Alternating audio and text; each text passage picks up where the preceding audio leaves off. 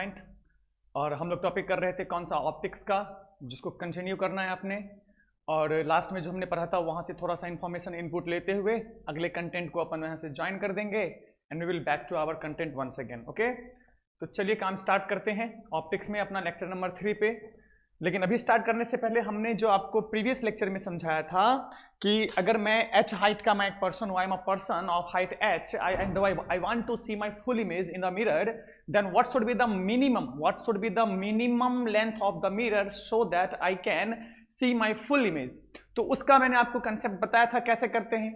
और उसके बाद हमारा जो नेक्स्ट क्वेश्चन था, ये जो क्वेश्चन था अगर आपको याद हो जरा सा, कि हमने इस क्वेश्चन के लिए आपको इनपुट दिया था, है ना, ये क्वेश्चन कि ये एक तो हमने बताया था कि मुझे अब खुद का इमेज देखना है तो मैक्सिमम मिनिमम हाइट कितना होना चाहिए, मैक्सिमम कितना भी कर ले मिनिमम हाइट कितना होना चाहिए, इसके लिए हमने डिस्कस किया था। और फिर हमने आपसे कहा था कि आप इन दो क्वेश्चंस को प्रैक्टिस करेंगे, जिसमें पहला क्वेश्चन क्या था कि दो रूम था, जैसे हमने फिर से एक बार रिमाइंड कर देते हैं आपको, और इसको भी हम सॉल्व भी कर लेंगे, है ना। आई होप कि आपने भी किया होगा कि ये मेरे पास ये वॉल है, दो वॉल है, और इस वॉल पे यहाँ पे मिरर, इस वॉल में मिरर लगा हुआ है और person is standing between, middle में पर्सन जो है वो इस वॉल के बीच में, मतलब दोनों बिल्कुल, ये डिस्टेंस x था तो ये डिस्टेंस भी x यहाँ स्टैंड कर रहा है। तो यहाँ पे इस वॉल पे लगे हुए मिरर का मिनिमम हाइट कितना होना चाहिए, we are talking about the minimum height, not the maximum height. Maximum height whatever you wish you can take it, है ना, कम से कम मुझे जितना चाहिए, उससे बड़ा तो आप जितना बड़ा ले लो, इमेज तो पूरा देखेगा ही देखेगा, है ना। तो मिनिमम हाइट को कैलकुलेट करने के लिए हमने आपसे कहा था कि आप प्रैक्टिस करेंगे, आई होप कि आपने किया होगा। तो इस क्वेश्चंस को सॉल्व करते हुए अपन चलते हैं अगले वाले कंटेंट पे, जो हमारा आज का टॉपिक रहेगा, अगले टॉपिक पे चलेंगे।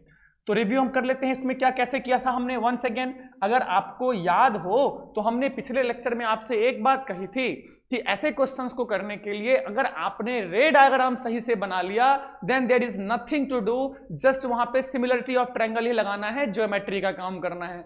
So the most important part in this type of question is what? Just the ray diagram. Once again I am saying just the ray diagram. So we very much concentrate on that point कि हम रे diagram कैसे बनाते हैं और कैसे उसमें triangles निकाल के लाते हैं। मैंने थोड़ा सा हिंट आपको पहले भी दिया था। सो चलिए हम अब इसको सॉल्व करते हैं, कैसे करेंगे, कैसे रे डायग्राम यहाँ से अपने को लेना है। तो क्वेश्चन के हिसाब से पहले एक वॉल तो ये बना लेते हैं, ये वॉल हो गया, है ना। और उसके बाद यहाँ एक और वॉल बना लेते हैं, ये हमने एक और वॉल बना लिया, ठीक है। जरा सा चूंकि अपन यहाँ पे रफली बनाते हैं, मैं फिर से, this is the representative diagram, not the accurate, not the सारे पैरामीटर्स यहाँ पे एक्यूरेट नहीं होंगे, लेकिन रिप्रेजेंटेटिव डायग्राम है, ठीक है।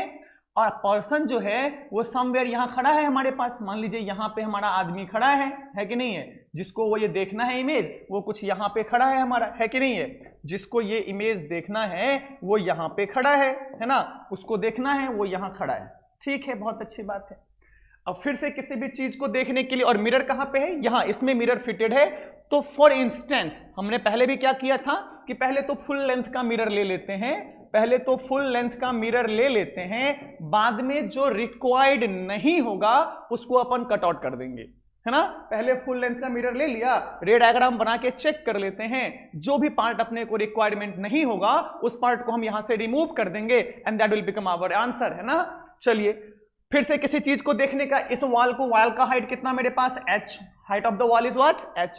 अब अगर इस पर्सन का आंख कहीं यहां पे होगा, यहां से कहीं वो देख रहा होगा, है कि नहीं है, तो अगर इस वॉल का इमेज देखना है तो इसको इस आंख तक रेज पहुंचनी चाहिए।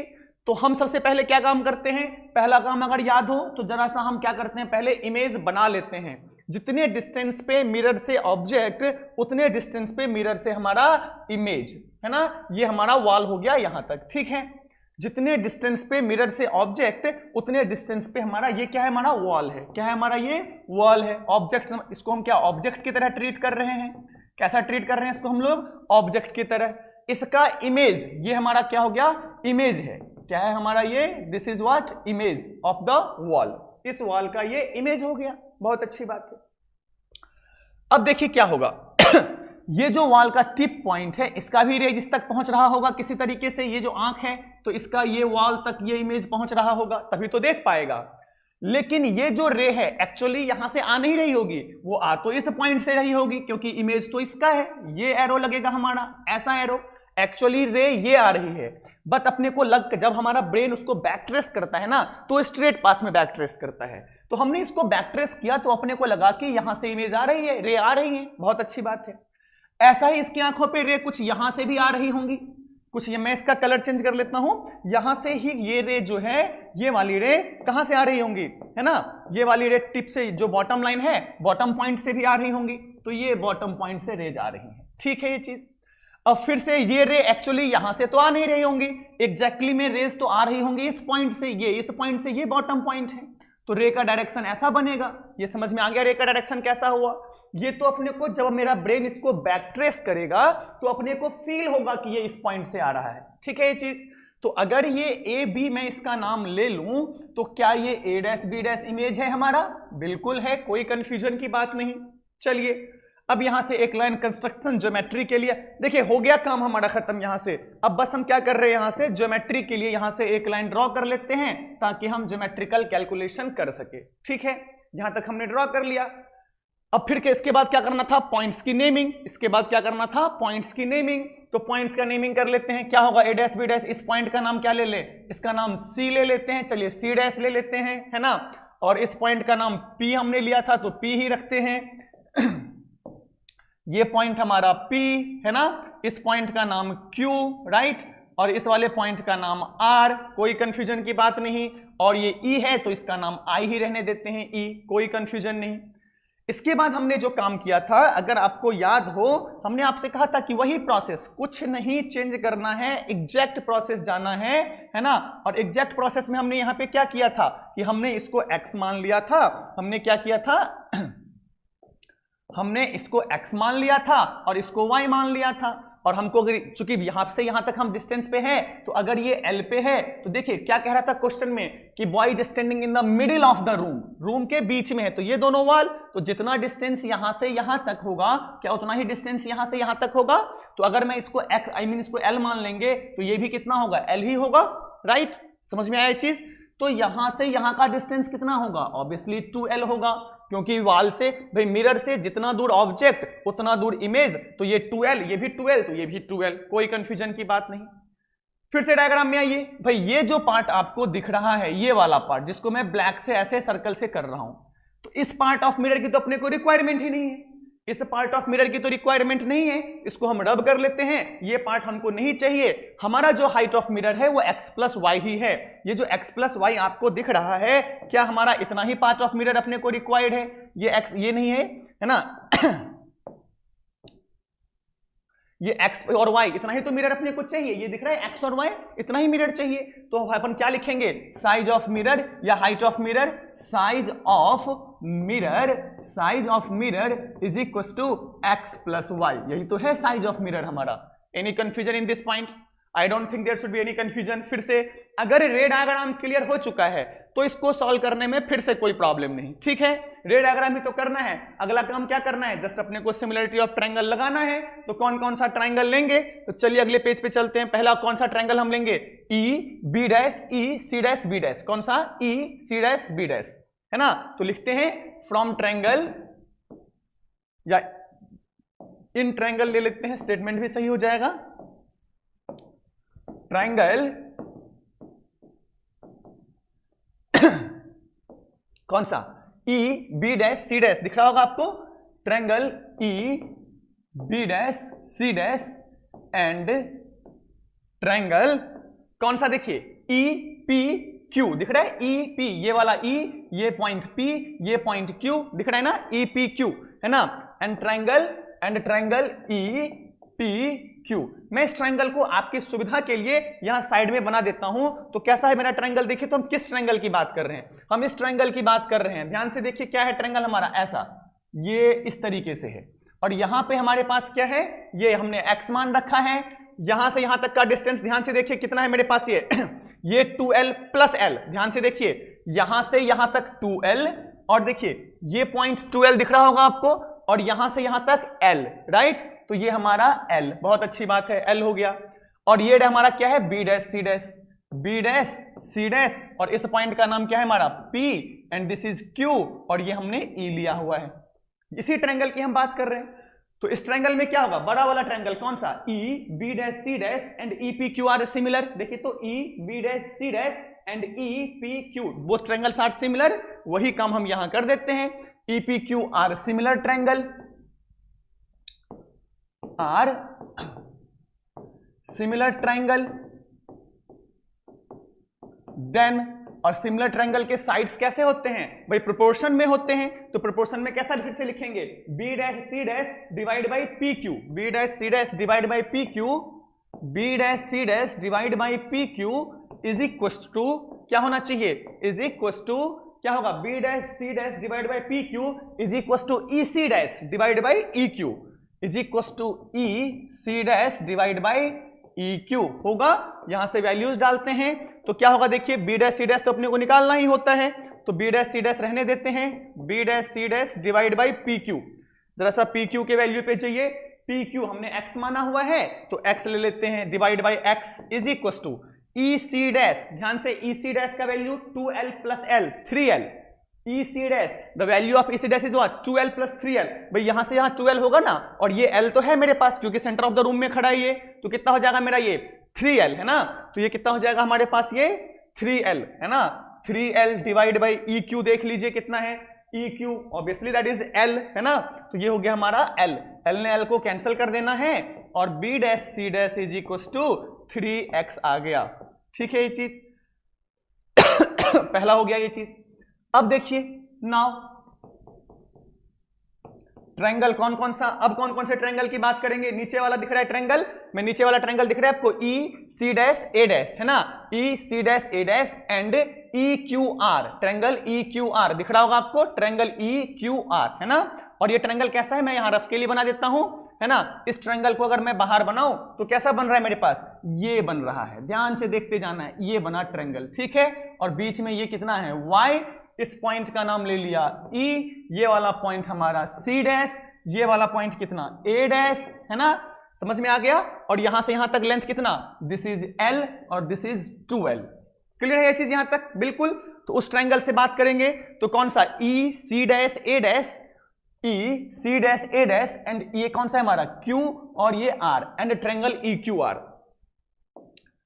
No triangle E C dash A dash and triangle EQR are similar, so क्या हो जाएगा हमारे पास, फिर से साइड्स आर भाई इन प्रोपोर्शन, तो C dash A dash divide by QR, C dash A dash divide by C dash A dash divide by QR must be equal to क्या हो जाना चाहिए, EC dash divide by EQ, EC dash divide by EC dash divide by EQ। फिर से अगला काम values डालिए, तो A डैश C डैश तो अपने को निकालने का है, डिवाइड बाई QR, जरा QR का वैल्यू देखिए तो Y हमने माना हुआ है, तो चलिए divide by Y is equal to EC dash, आप फिर से देख सकते हैं EC dash 2L plus L कितना 3L है ना, देखते जाइए। अगर हमारा ज्योमेट्री क्लियर, आई मीन जो रे डायग्राम क्लियर हो गया ना, तो ज्योमेट्री करते जाइए और कुछ नहीं बचेगा, और EQ का वैल्यू L बच गया, तो L ने L को मार देना है, तो यहां से A dash C dash is equal to 3Y। ठीक है ये चीज, कोई कंफ्यूजन नहीं। ये क्या आया, देखिए ये हमारा वैल्यू कितना आ चुका है, ये इसका वैल्यू, ये जो है यहां से यहां तक ये हमारा आया 3x। ठीक है, ये कितना आया हमारे पास 3x, ध्यान से समझना है, ये कितना आ गया हमारे पास,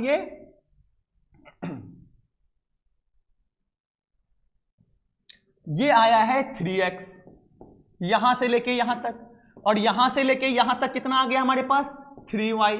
तो देखिए 3x plus 3y is the height of image, 3x plus 3y is the height of image है ना, तो मैं यहां लिख देता हूं कि हाइट ऑफ इमेज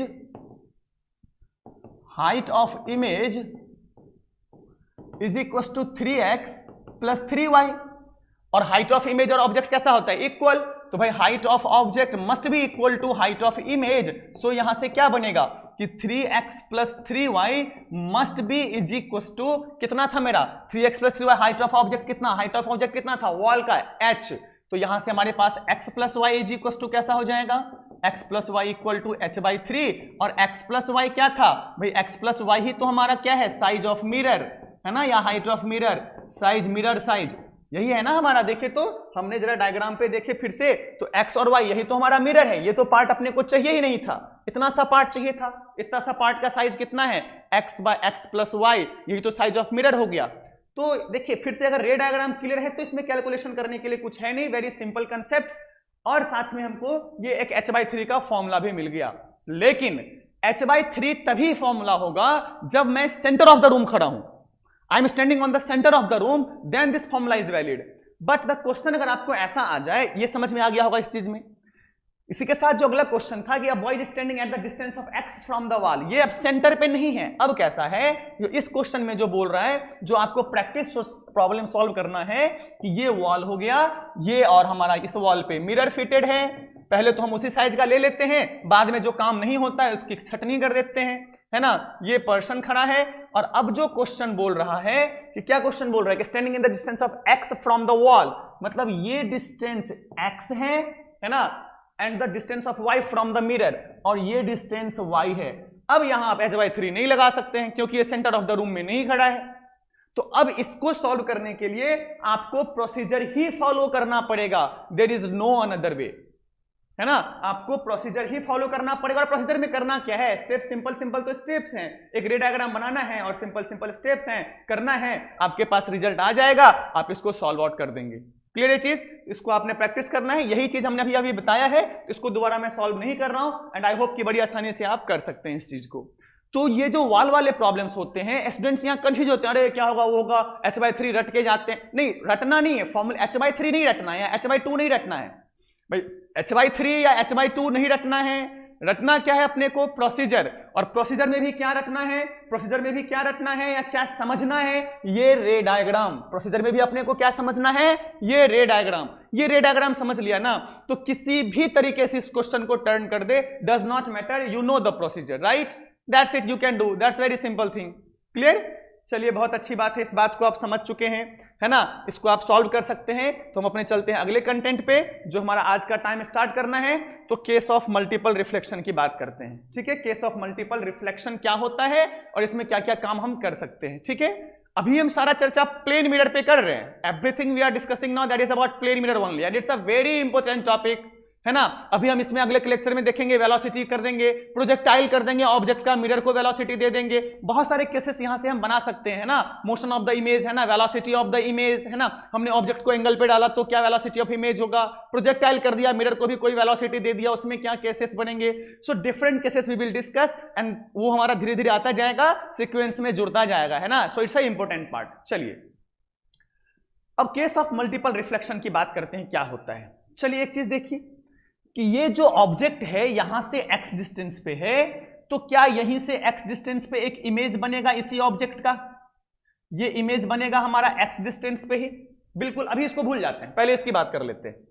ठीक है, इस वाले मिरर को भी भूल जाते हैं, इसको नहीं याद रखना है, पहले इससे बात करते हैं। तो अगर यहां से x डिस्टेंस पे है, तो क्या x डिस्टेंस पे मेरा एक इमेज भी बनेगा, बिल्कुल बनेगा। ठीक, अगर यहां से y डिस्टेंस, मगर ये जो डिस्टेंस है अगर इसको भी अपन x ही मान लेते हैं, y भी मान सकते हैं, कुछ भी हो, डज नॉट मैटर, ये डिस्टेंस कुछ भी हो, डज नॉट मैटर, ये बीच में रखा हुआ है, नो प्रॉब्लम, साइड में रखा हुआ है, नो प्रॉब्लम, कहीं भी रखा हुआ है, हम आपको कंसेप्ट समझा देंगे, you will be very, this will become very easy for you to solve out the problems. तो कोई दिक्कत नहीं, कहीं रखा हुआ है, तो चलिए y मान लेते हैं, कोई दिक्कत नहीं है, आप भी क्या याद रखेंगे। तो क्या यहां से y डिस्टेंस पे ही, क्या यहां से y डिस्टेंस पे ही हमारा इमेज भी बन जाएगा, एक और इमेज बन जाएगा y डिस्टेंस पे। ये मिरर 1, ये अपना मिरर 1 मान लेते हैं इसको, ये मिरर 1 है हमारा, और ये मिरर क्या है हमारा, मिरर 2 है। ठीक है, यहां से जो पहला इमेज बना इसका नाम लिया I1, समझना है। और ये जो दूसरा, ये जो बना हमारा क्या बन गया, ये बन गया I2, इमेज, सब बार इमेज ही बन रहा है यहां से, है ना, ये हमारा क्या बन रहा है, इमेज ही बन रहा है ना। चलिए अच्छा, अब एक चीज देखिए कि ये जो I1 है, ध्यान से, ये जो I1 है, ये I1 क्या इसके लिए एक ऑब्जेक्ट की तरह काम करेगा, ये I1, क्योंकि ये मिरर के सामने, इस मिरर के प्लेन के सामने अगर कुछ रखा हुआ है उसका तो इमेज ये भी बनाएगा, तो इस I1 का एक इमेज ये भी बनाएगा, और वो कहां बनाएगा, देखिए इसका तो बन गया, ये कितना y प्लस x, तो कितना, मिरर से जितना दूर ऑब्जेक्ट उतना दूर इमेज, मिरर से जितना दूर ऑब्जेक्ट उतना दूर इमेज। तो इस मिरर से ये ऑब्जेक्ट कितना दूर है, देखिए तो y प्लस x, तो 2x प्लस y पे, तो यहां से 2x प्लस y अगर मैं यहां मान लूं कहीं पे, तो ये डिस्टेंस कितना होगा, 2x प्लस y पे एक और इमेज बनाएगा, और इस इमेज का नाम हम क्या, I3 मान ले, इस इमेज का नाम हम लोग क्या मान ले, I3 मान लेते हैं, है कि नहीं है, I3 मान लेते हैं।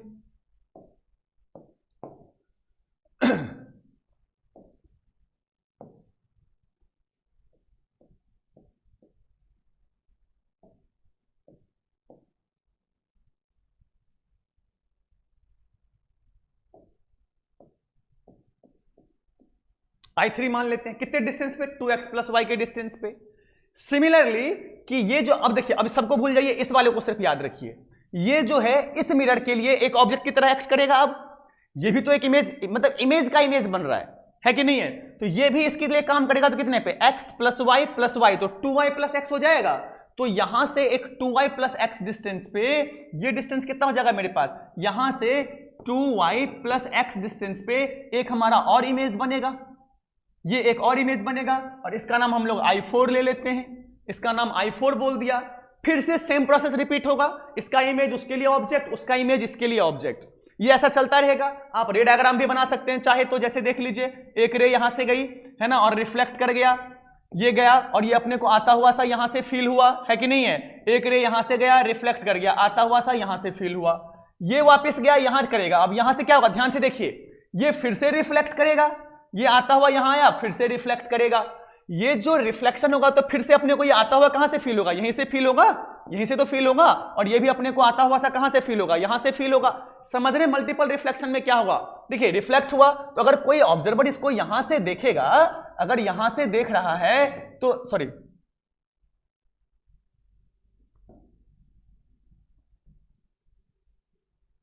अगर कोई ऑब्जर्वर इसको, अरे अच्छा, ये मतलब यहां से हम अगर इसको देख रहे हैं तो ये हमको इमेज रे कहां से आता हुआ सा फील होगा, यहां से आता हुआ सा फील होगा।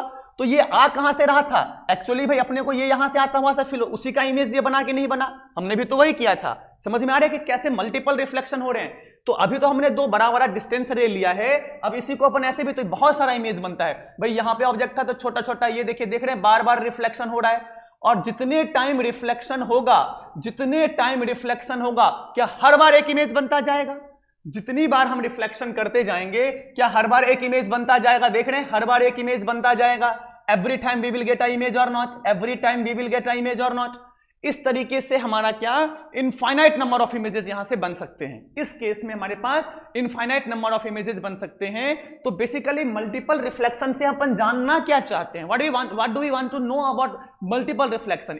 इसको करके क्या हमने समझा, इसको करके हमने ये समझा कि अगर दो मिरर आपस में, किसी दो प्लेन मिरर को आपस में किसी तरीके से हम अरेंज कर दे एट सम एंगल्स, है ना, तो उस केस में हमारे पास नंबर ऑफ इमेजेस फॉर्म हो सकते हैं।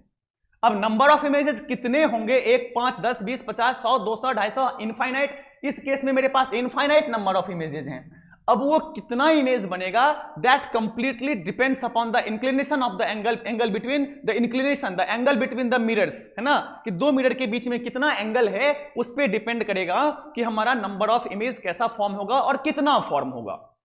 मल्टीपल रिफ्लेक्शन से समझना क्या था कि मल्टीपल रिफ्लेक्शन करवा के हमने ये देखा कि अच्छा, अगर हम मल्टीपल रिफ्लेक्शन करवाते हैं तो इससे ये होता है कि बहुत सारे इमेजेस फॉर्म होते हैं, है ना, इसमें नंबर ऑफ इमेजेस फॉर्म हो सकता है मल्टीपल रिफ्लेक्शन के केस में। ठीक है, समझ गए इस बात को, है ना? चलिए, बहुत अच्छी बात है। अगर इसको समझ गए तो हम समझेंगे नंबर ऑफ, कैसा, कितने नंबर ऑफ इमेजेस बनते हैं और कैसे बनते हैं। मल्टीपल रिफ्लेक्शन तो समझ में आ गया कैसे काम किया, ये फिर से किस काम के लिए यूज कर रहे हैं, ताकि मुझे ये आइडिया मिल गया कि हाँ भैया, अगर मल्टीपल रिफ्लेक्शन होगा ना तो नंबर ऑफ इमेजेस ज्यादा होंगे। जितनी बार रिफ्लेक्शन होगा उतनी बार अपने को इमेज मिलने वाला है, और जो इमेज मिलेगा, जितनी बार रिफ्लेक्शन उतना बार इमेज, तो वही नंबर ऑफ इमेज तो बताना है अपने को। अब यहां पे हमने भाई दोनों को 180 डिग्री पे अरेंज कर रखा है, तो भाई ठीक है, 180 डिग्री में मेरे पास इनफाइनाइट नंबर ऑफ मिरर्स बन गए। लेकिन ये हमेशा नहीं होगा, आई विल एक्सप्लेन एवरीथिंग, है ना। तो इस केस में मेरे पास इनफाइनाइट इमेज बन गए। हो सकता है किसी में ऐसा नहीं हो, कहीं पे मिरर का इंक्लिनेशन कहीं इस तरीके से डाल दे, है ना, ये हमने थीटा एंगल डाल दिया, थीटा एंगल पे कुछ भी दे दे, 30 डिग्री दे दे। अब बताओ कितना इमेज बनेगा, है कि नहीं है? अब यहाँ पे मैंने एक ऑब्जेक्ट डाल दिया है ना। तो ऐसे केसेस सब सॉल्व करने के लिए हम लोग यहाँ पे काम करेंगे, और वेरी सिंपल कंसेप्ट, है ना। यहाँ पे समझाने के लिए मैं आपको सर्कुलर कंसेप्ट भी समझा दूंगा, और एक उस सर्कुलर कंसेप्ट से ही एक ट्रिक भी आ जाता है, वो ट्रिक भी समझा दूंगा, और उससे बहुत सारी चीजें हो सकती है।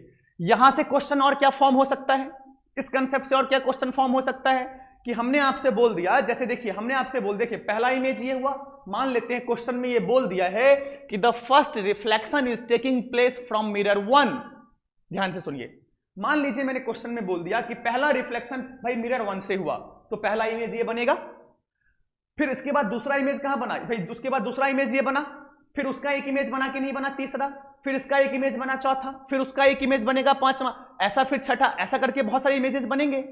मैं यहां से क्वेश्चन बोल दूं कि find the distance of the 7th image formed, 7वें इमेज का डिस्टेंस कितना है वो बता दीजिए, है ना। तो ऐसे सिंपल कंसेप्ट यहां जैसे हमने निकाला 2a + x करके, यहां पे बोल देगा आपको कि 3 सेंटीमीटर पे है, ये 2 सेंटीमीटर पे है। अब बताओ कि 7th इमेज हमारा 7th इमेज जो बनेगा उसका पोजीशन क्या होगा, वो कितना मिरर से कितने डिस्टेंस पे होगा। ऐसे करके यहां से छोटे छोटे क्वेश्चंस बनाए जा सकते हैं, वो सब करते हुए अपन देख जाएंगे कैसे बनते हैं। ये चीज समझ में आ गया क्या चीज है हमारा, वेरी गुड।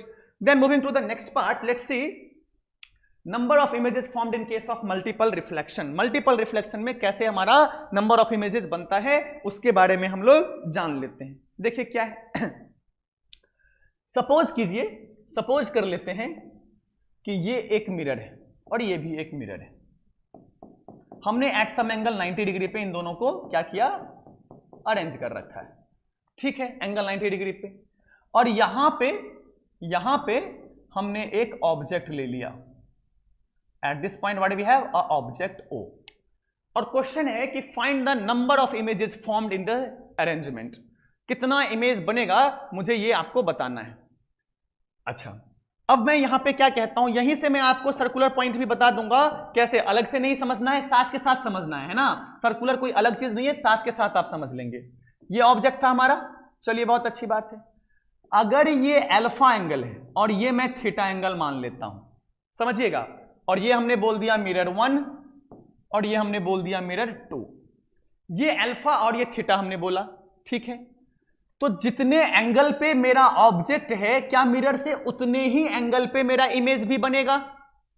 मिरर से जितने एंगल पे मेरा ऑब्जेक्ट है उतने ही एंगल पे मेरा इमेज बनेगा।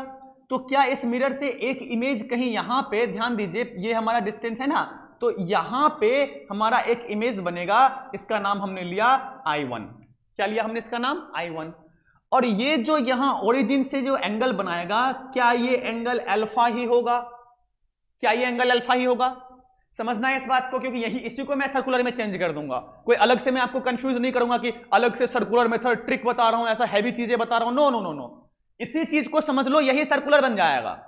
और फिर वहां से अपन क्रॉस मेथड में चले जाएंगे। सिंपल सी बात, कैसे क्वेश्चन कैसे सॉल्व करेंगे, कंसेप्ट समझ लेंगे, फिर क्वेश्चन सॉल्व करने का ट्रिक समझ लेंगे, ठीक है। ये क्लियर समझ में आया कि जितने एंगल पे भाई जो जितना यहां से यहां का डिस्टेंस, ध्यान से समझिए कि भाई ये यहां से यहां का डिस्टेंस जितना होगा उतना ही डिस्टेंस ये भी होगा, कोई कंफ्यूजन ही नहीं। ये एंगल भी 90 डिग्री, ये एंगल भी 90 डिग्री, बिल्कुल कोई कंफ्यूजन नहीं। ये तो कॉमन साइड है, बिल्कुल कॉमन साइड है ना। तो भाई ऐसे ऐसे आप देख लीजिए दोनों ट्रायंगल कैसे होंगे, कॉन्ग्रुएंट होंगे। और अगर कॉन्ग्रुएंट होंगे तो जो एंगल ये वही एंगल ये। मैं जो स्टेटमेंट कह रहा हूं देखिए भाई, ये इसका नाम, ये जो पॉइंट है यहां से लेके यहां तक का डिस्टेंस उतना ही डिस्टेंस यहां से यहां तक का होगा। जितने डिस्टेंस पे ऑब्जेक्ट उतने डिस्टेंस पे इमेज, वेरी सिंपल थिंग, ठीक है। अब ध्यान से देखिए कि ये एंगल तो 90 डिग्री और ये कॉमन साइड, तो साइड एंगल साइड, तो ऐसे ऐसे अपन इसको क्या कॉन्ग्रुएंट कर सकते हैं, कॉन्ग्रुएंट कर दिया। कॉन्ग्रुएंट करते हैं ये अल्फा तो ये भी अल्फा हो जाएगा, ये भी अल्फा हो जाएगा। इसलिए इसको समझा दिया कि आप कहेंगे सर आपने कभी एंगल वाली बात तो बताया नहीं, आपने कहा जितना ऑब्जेक्ट उतने पे इमेज, ये आपने कहा। तो हमने कहा ठीक है, ये तो याद है ना, इससे आप ये भी अब सीख लो कि जितने एंगल पे ऑब्जेक्ट उतने एंगल पे इमेज, ये भी सीख लो। समझ में आ गया, कोई कंफ्यूजन नहीं, ठीक। अच्छा, इसका एक इमेज ये भी बनाएगा भाई, अब इसका एक इमेज M2 बनाएगा, तो ये इसका मान लीजिए ये डिस्टेंस हमारा Y है, तो क्या हो जाएगा, इतने ही डिस्टेंस पे Y पे मेरा क्या करेगा, एक इमेज बनेगा यहां पे, बिल्कुल बनेगा। इसका नाम हमने I2 ले लिया। और जितना एंगल ये थीटा, क्या ये उसी एंगल थीटा पे बनाएगा, बिल्कुल सेम प्रोसेस से, कोई कंफ्यूजन की बात नहीं, कोई कंफ्यूजन की बात नहीं, ठीक है। समझ में आया ये चीज।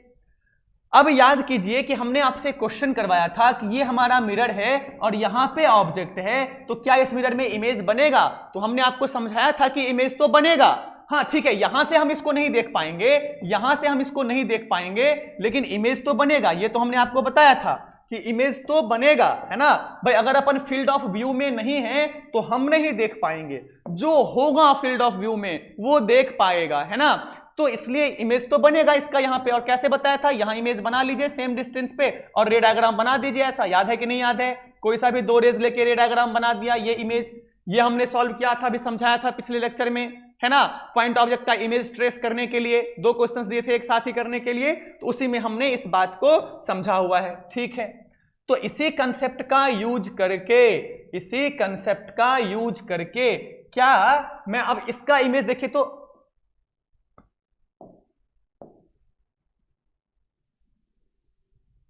चलिए, तो क्या अब देखिए यहां से इस ये जो इमेज है ये मिरर 1 और ये मिरर 1 इसके लिए और मिरर 2 से ये इमेज, क्या मिरर 2 इसका एक इमेज बनाएगा? ध्यान से अगर मैं इसको एक्सटेंड कर दूं तो जितना डिस्टेंस ये उतने डिस्टेंस पे यहां पे एक इमेज बनाएगा। मिरर 2 बना रहा है I1 का, तो इसका नाम हमने दे दिया I3। बनेगा कि नहीं बनेगा सेम डिस्टेंस पे? ऐसे ही इस पॉइंट का आप देखिए समझ में आया, मिरर 2 के लिए ये वाला पॉइंट हुआ कि नहीं हुआ, और मिरर 1 के लिए ये वाला पॉइंट, क्योंकि मिरर 1 इसका तो इमेज नहीं बनाएगा ना। एक बार अगर आप मिरर के पीछे चले गए तो आपका इमेज थोड़ी बनेगा, जब तक मिरर के आगे हो तब तक ही तो इमेज बनेगा, है ना। तो देखिए अब ये जो ऑब्जेक्ट है ये मिरर 1 के लिए, इसको जरा सा एक्सटेंड करूं, जितना डिस्टेंस पे उतना पे एक और इमेज बनाएगा। चलिए इसका नाम I4 भी ले लेते हैं, है ना। और अब फालतू की चीजों को यहां से हटा देते हैं। ये हमने मिरर एक्सटेंड किया था ना, और ये भी मिरर एक्सटेंड किया था, हटा देते हैं। तो अब जो समझने की बात है, अब देखिए ध्यान से, ये हमारा इमेज यहां पे कितने बने, 1 2 3, ध्यान से, एक ये तो ऑब्जेक्ट था, 2 3 और चौथा भी इसी पे बना, चौथा भी इसी पे बना, वो आप करके देख सकते हैं। तो देखिए जरा ध्यान से कि ये distance equidistance same to same है कि नहीं है, समझना है इस बात को। देखिए यहीं से है हमारा कंसेप्ट कि ये डिस्टेंस, ये जो है, इसको अगर मैं सेंटर ओरिजिन मान लूं, अगर मैं इसको ओरिजिन मान लूं, तो ये जो ओ डैश है, ये ओ डैश, चलिए ओरिजिन मान लेते हैं तो इसको ओ डैश बोल देते हैं। तो ओ डैश, ये ओ I dash, O I1, O I2, ये तीनों कैसा है, सेंटर से इक्वी डिस्टेंस पे हैं, सेंटर से इक्वी डिस्टेंस पे हैं। और ज्योमेट्रिकली इस बात को हम जानते हैं कि अगर 3 पॉइंट्स सेंटर से इक्वी डिस्टेंस पे होंगे, definitely those 3 points will lie on the circumference of the circle. If 3 different points are 3 non-collinear points are at equidistance from a single point, then those 3 points will definitely lie on the circumference of the circle. That means क्या मैं कह सकता हूं कि ये एक circle पे लाई कर रहे हैं ऐसे, और ये भी अगर ऐसा है, अगर तीसरा 3 पॉइंट लाई कर रहा है तो डेफिनेटली चौथा भी लाई कर रहा होगा, डेफिनेटली चौथा भी लाई कर रहा होगा। ये हमारा कंसेप्ट हुआ, नहीं आया समझ में? अगर 3 पॉइंट हमारा सर्कल के सरकमफ्रेंस पे लाई कर रहा है तो चौथा भी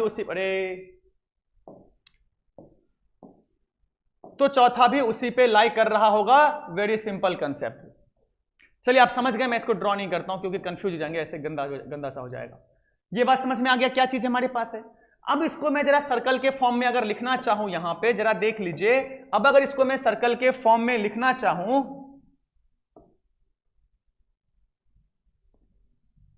चलिए अपन अगले पेज स्लाइड पे चल लेते हैं। तो अगर मैं सर्कल के फॉर्म में लिखना चाहूं, जरा ध्यान से देखिए, तो ये हमने बनाया एक सर्कल, समझना है इस चीज को अच्छे से। सर्कल हमने बना लिया।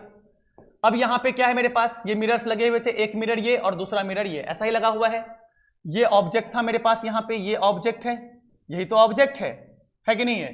तो ये बना किस पे, एंगल पे, अल्फा एंगल पे। यहां से चले इसका एक इमेज बनेगा, ये भी कितने पे, अल्फा पे। ये मिरर था हमारा, है ना, ये क्या है, मिरर है। ये भी कैसा है, मिरर है। बाकी इमेज की बात करते हैं। अगर ये एंगल बीटा था या थीटा था जो भी, तो यहां से ये किस पे बन जाएगा, ये भी बीटा पे बनेगा, कोई कंफ्यूजन की बात नहीं। अब समझना है, अब इस मिरर से ये जो इमेज बना, और ये क्या है मेरा इमेज बना ना, मेरा पहला I1 मान लेते हैं, ये फर्स्ट है ना और ये सेकंड है, तो और ये क्या बन गया हमारा I2। समझते जाइए। अब I1 का फिर से इमेज बनेगा कितने पे, यहां से कितने एंगल पे है, देखिए अब एंगल की बात कर रहे हैं। अब I1 मिरर 2 से कितने एंगल पे है, beta plus alpha 2 alpha plus 2 beta पे। तो यहां से 2 अल्फा प्लस 2 बीटा पे समवेयर मान लेते हैं, यहां बन गया मेरा, यहां नहीं, हाँ चलिए। तो ये 2 अल्फा प्लस 2 बीटा पे ये एंगल कितना हो जाएगा हमारा, 2 अल्फा प्लस बीटा पे हमारा एक और इमेज बन गया I3। ऐसे ही यहां से ये वाला कितने पे है, देखिए अल्फा प्लस बीटा, तो 2 बीटा प्लस अल्फा से यहां से 2 अल्फा प्लस बीटा पे फिर से एक इमेज बनेगा, तो वो भी कहीं मान लीजिए यहीं कहीं बन जाएगा। तो ये भी कितना हो जाएगा, 2 बीटा प्लस अल्फा से। तो ये जितने भी इमेजेस बनते, ये तो हमने 90 डिग्री का केस लिया है, वो एक सर्कल के सरकमफ्रेंस पे ही बनता जाएगा। ये जितना भी इमेज बनता जाएगा, इसका एक और इमेज बनेगा ना, 2 अल्फा प्लस बीटा पे बना हमारा, और किस पे बनेगा भाई, ये भी तो बनाएगा कि 2 बीटा प्लस अल्फा से, 2 बीटा प्लस अल्फा से ये भी तो बनाएगा। तो जितने भी इमेजेस बनते जाएंगे वो सब के सब क्या हो जाएगा, हमारा इस सर्कल के सरकमफ्रेंस पे ही रहेगा। इसी को सर्कुलर कंसेप्ट बोलते हैं, अब आपने कहा कि सर आपने बता तो दिया, समझ में कुछ नहीं आया, ये चीज दिमाग में कुछ नहीं आया। काम क्या होगा इसका ये भी पता नहीं चल रहा है कि नहीं है। इसका यूज क्या करेंगे ये भी समझ में नहीं आया। आपने ये बताया क्यों? तो देखिए ये चीज क्या है, अब समझाते हैं इसका यूज क्या है ना। इसका यूज नहीं करना है अपन, तो सिंपल दूसरा मेथड यूज करेंगे जो आपको मैं बताऊंगा अभी। मेरे पास एक क्वेश्चन है, मान लीजिए कि हमने एक मिरर लिया, ये एक मिरर है ना, और ये एक दूसरा मिरर है, और दोनों के बीच का एंगल मान लेते हैं कितना, 30 डिग्री मान लेते हैं। चलिए 30 डिग्री मान लिया। और यहां पे एक हमारा ऑब्जेक्ट है, ये हमारा क्या है, एक ये ऑब्जेक्ट है, ये हमारा क्या है, ऑब्जेक्ट है। अब क्वेश्चन है कि find number of images if object is kept symmetrically.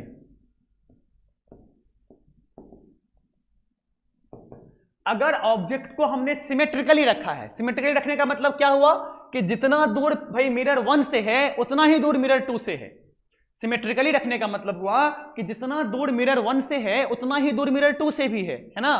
तो चलिए इसका मतलब यहां से कितने पे है, 15 डिग्री पे। अब देखिए यहां पे क्या है, अब ऐसे केसेस में करने के, ऐसे क्वेश्चंस को सॉल्व करने के लिए आप कहोगे यहां से कैसे बनाए, तो सर्कल पे बनाने में तो बहुत लंबा केस बन जाएगा। बना सकते हैं यहां से अल्फा तो पहला एंगल, अगर मैं इसको यहां से रफली बनाऊं, मैं भी रफली बना रहा हूं, बाकी मैं दूसरा मेथड बताऊंगा आपको कि ये मेरे पास मिरर कैसा है, एक मिरर ये, एक मिरर ये, और ऑब्जेक्ट यहां से ऐसा रखा हुआ है, ये भी 15 डिग्री, ये भी 15 डिग्री।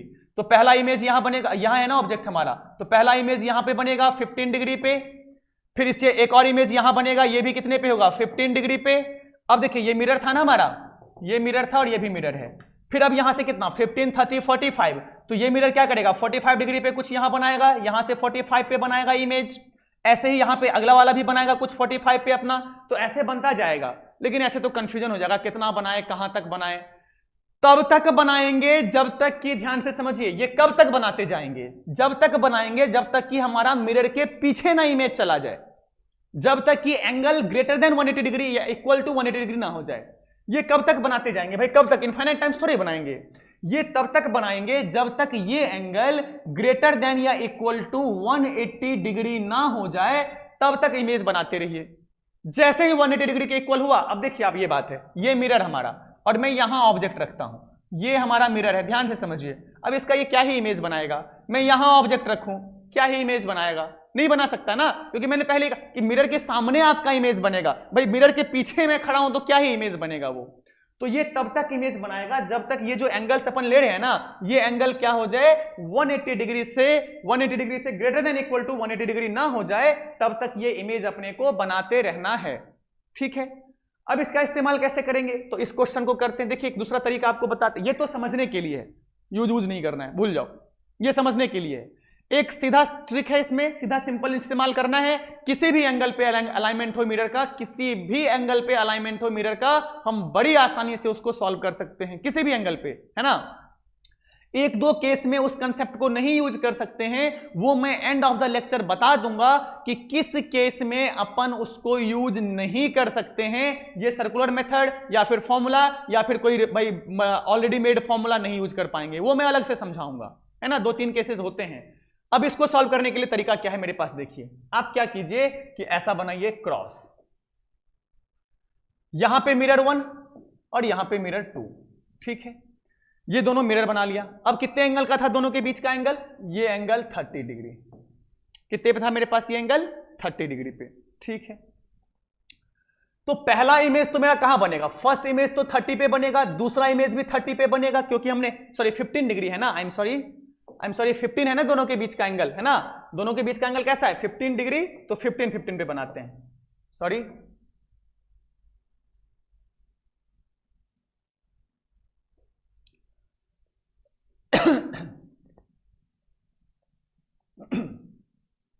चलिए यही बना के देख लेते हैं क्या दिक्कत है। हमने क्या किया, पहला मिरर 1, ये मिरर 1 था, ये हमारा क्या है मिरर 1, ध्यान से समझना है ये मिरर 1 और ये मिरर 2, ठीक है। पहला इमेज कहां पे बनेगा, मिरर 1 मिरर 2, पहला इमेज हमारा मिरर 1 से कहां, 15 डिग्री पे ऑब्जेक्ट है ना हमारे पास, तो ये पहला बनेगा 15 डिग्री पे, दूसरा भी कहां बनेगा 15 पे। अब ऐसा क्रॉस लगाइए और यहां पे लिख दीजिए थीटा एंगल कितना है मेरा, 30 डिग्री, कितना है मेरा 30 डिग्री। अगला बनाइए, अब क्या करना है, इन दोनों को ऐड कर देना है। तो 15 + 30 कितना हुआ 45 पे, यहां भी कितना बनेगा 45 पे। फिर से क्रॉस लगाइए और फिर से यहां पे 30 डाल दीजिए। क्या है पहला इमेज कहां बनेगा, ये तो बिल्कुल क्लियर है। तो पहला इमेज कहां बनेगा, हमने इस चीज को लिख लिया। इस बीच में क्या लिखा हुआ है हमारा, जो मिरर्स के बीच का एंगल है, जो मिरर के बीच का इंक्लिनेशन है ना, उस एंगल को हमने यहां लिख दिया। अब इसको आप ऐड करते जाइए और आगे बढ़ाते जाइए, आगे बढ़ाते जाइए। कब तक बढ़ाते जाएंगे, ये तब तक, चलिए लिख देते हैं एक बार। 43 कितना हो गया 75 ना, 75, और ये भी कितना हो जाएगा 75। फिर से मैं यहां से ले लेता हूं, इससे आगे ध्यान दीजिए। तो अब कितना बन गया, यहाँ पे ये 75 है और यहाँ पे कितना होगा 30 और ये 75। तो 75 + 30 कितना हो जाएगा 105, ये भी कितना हो जाएगा 105। और क्रॉस लगाइए, तो और क्रॉस लगाने पे कितना हो जाएगा मेरे पास, यहाँ पे फिर से 30 है कि नहीं है, तो कितना हो जाएगा 135 और ये भी कितना हो जाएगा 135। फिर से क्रॉस लगाइए, ध्यान से समझना है। यहाँ पे फिर से हमने 30 लगा दिया, तो अभी कितना हो जाएगा 165 और ये भी हो जाएगा 165। फिर से क्रॉस करना है, 30 लगाना है। अब इसमें प्रॉब्लम, अब देखिए इससे आगे क्या होगा, 165 30, अब कितना होगा 195। यहां पे कितना होने वाला है 195 और यहां भी क्या होगा 195, नहीं बनेगा। कब तक जाना है, हमने पहले ही कहा < 180 डिग्री तक जाना है। जैसे ही 180 या उससे बड़ा होने लग गया तो वहीं पे रुक जाना है अपने को, तो इससे आगे नहीं बनेगा। अब नंबर ऑफ इमेजेस बताना है, तो पहला इमेज तो ये था, चलिए मैं कलर चेंज कर लेता हूं। फर्स्ट इमेज तो ये था, second image, third image, fourth, fifth, sixth, 7, 8, 9, 10, 11, 12, ये दोनों नहीं, 12, 13, 14, ये दोनों नहीं बनेगा क्योंकि 180 से बड़ा हो गया। तो नंबर ऑफ इमेजेस कितने हो गए यहां पे 14। कितने इमेज बन गए यहां पे 14। नहीं आया समझ में, नहीं आया समझ में, कैसे किया। फिर से अगले क्वेश्चन से चलते हैं, एक और क्वेश्चन लेते हैं जरा सा। चलिए कुछ नहीं करना है, ऐसे क्रॉस करने का है। पहला इमेज तो मुझे पता है कि 15 डिग्री पे बनेगा, ये 15 पे बनेगा क्योंकि ये एंगल कितना है मेरा 15 है, ये भी 15 है। दूसरा भी कहां बनेगा 15 पे ही बनेगा। पहला तो मुझे पता है, पहला और दूसरा 15 पे बनेगा, है ना। चलिए एक और क्वेश्चन लेते हैं, ये तो सिमेट्री का हो गया। एक और क्वेश्चन करके देखते हैं, चलिए एक और क्वेश्चन से समझते हैं इसको, बिल्कुल क्लियर कर लेना है ना। और ये क्वेश्चंस पूछे जाते हैं, नीट वगैरह में पूछा गया है कई बार, जेईई में भी पूछा गया, मेंस में पूछा गया। ऐसा नहीं कि इसको पूछा जाता है कई बार, है ना। कॉम्बिनेशन ऑफ मिरर से नंबर ऑफ इमेज निकालने के लिए बहुत ही फ्रीक्वेंट पूछा जाने वाला क्वेश्चन है और नीट में तो कंफर्म ही पूछा जाता है। तो चलिए आगे चलते हैं, इसमें क्या होगा मान लेते हैं। एक और क्वेश्चन के साथ चलते हैं हम लोग, है ना। एक और क्वेश्चन के साथ चलते हैं कि ये मेरा एक मिरर है और ये दूसरा मिरर है। ये एंगल हमने 60 डिग्री मान लिया, है ना। और जो ये ऑब्जेक्ट जो है सिमेट्री नहीं है, इस बार सिमेट्रिकल नहीं है। ये एंगल अगर मैं बताऊं आपको तो मैं बोल देता हूं कि ये 1 है, ये मिरर 1 है, ये मिरर 2 है, और हमने आपसे बोल दिया कि ये है 20 डिग्री भैया और ये है 40 डिग्री, ऐसा बोल दिया। फिर से वही मेथड लगाना है अपने को। क्या करने का है, सबसे पहला काम तो देखिए 20 डिग्री पे है, तो पहला इमेज कहां पे बनेगा मिरर 1 का और ये मिरर 2 का, ठीक है। पहला इमेज कहां बनेगा 20 डिग्री पे, तो ये 20। दूसरा इमेज अब देखिए, और इससे दूसरे से कहां पे बनेगा, ये 40 डिग्री पे, तो यहां पे क्या बनेगा 40 डिग्री पे, दूसरा कहां बनेगा 40 पे। अब क्या करना है क्रॉस। एंगल कितना है इनके बीच का 60, एंगल कितना है इनके बीच का 60। देन व्हाट विल हैपन, 60 + 40 कितना हो गया 100 और 60 + 20 कितना हो गया 80। फिर से क्रॉस लगा देना है और इसके बीच में लगाना है 60। फिर से कितना हो गया देखिए, 80 + 60 गोज फॉर 140 और 100 + 60 कितना हो गया 160। ओके ठीक है। अब अगर यहां पे फिर से क्रॉस लगाइए और आप जब कितना 60 जब यहां पे लगाएंगे, ध्यान से समझना है इस चीज को कि अब आप जब यहां पे 60 लगाने वाले हैं तो 60 कितना हो जाएगा 160 + 20 कितना, 160 + 60 कितना हो जाएगा 220 और 140 + 60 200। नो, ये तो नहीं बनेगा और ये भी नहीं बनेगा। तो इमेज कौन कौन सा बना, यहां पे हमारा इमेज कौन कौन सा हुआ, फर्स्ट वाला ये हुआ, सेकेंड ये हुआ, थर्ड नंबर का इमेज ये हुआ, फोर्थ नंबर का इमेज ये हुआ, ये फिफ्थ इमेज हो गया, ये 6 इमेज हो गया। अब ये दोनों तो बनेगा नहीं, तो नंबर ऑफ इमेज कितने हो गए 6। नंबर ऑफ इमेज कितने हो गए 6।